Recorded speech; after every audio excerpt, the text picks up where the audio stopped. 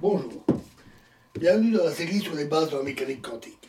Continuons nos réflexions sur les résultats de l'expérience de Young faite avec des électrons. Alors, comment un électron, qui semble être un corpuscule, peut-être un petit paquet d'ondes équivalent à un corpuscule bien localisé, pourrait-il interférer avec lui-même? Cela semble absurde. Peut-être qu'un électron suit un chemin compliqué, passant et repassant par les deux fentes.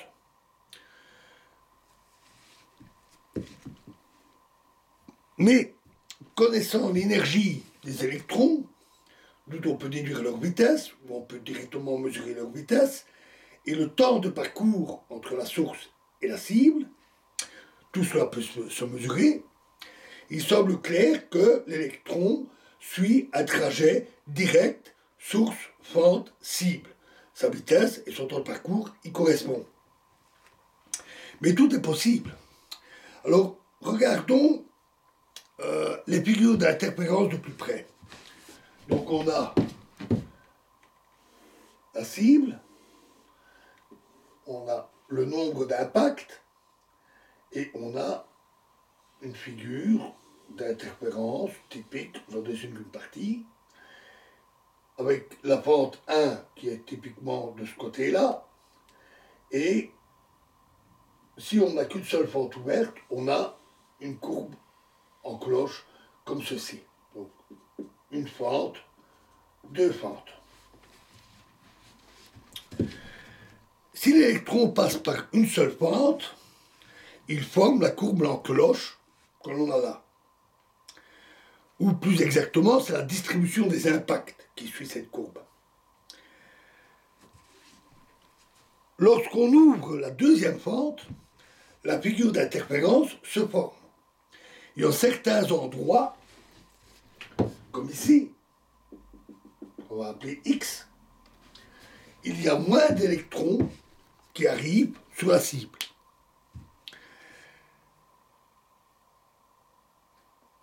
De toute évidence, l'ouverture de la deuxième fente influence ce qui se passe avec la première. Sinon, comment expliquer que l'électron passant par la première fente frappe moins souvent l'écran à cet endroit de l'écran lorsque la deuxième fente est ouverte? Si l'électron est un corpuscule, ce que confirment les impacts, alors celui-ci, et également le fait qu'il a une masse précise, une charge précise, alors celui-ci doit passer forcément par les deux trous, les deux fentes à la fois. Soit en se brisant, mais c'est bizarre parce qu'alors il doit se reformer avant d'aller frapper la cible, parce que l'on n'a jamais de demi-impact ou deux petits impacts avec un seul électron. Et toute mesure de la charge électrique d'un électron donne toujours la même valeur, jamais la moitié. Soit l'électron suit un chemin compliqué qui expliquerait ce phénomène. Alors cela paraît malgré tout étrange.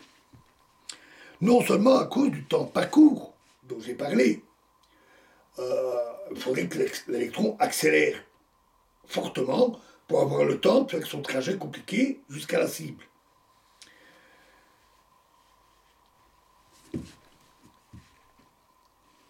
Mais aussi parce que l'électron venant de la fente 1 veut faire ce chemin compliqué.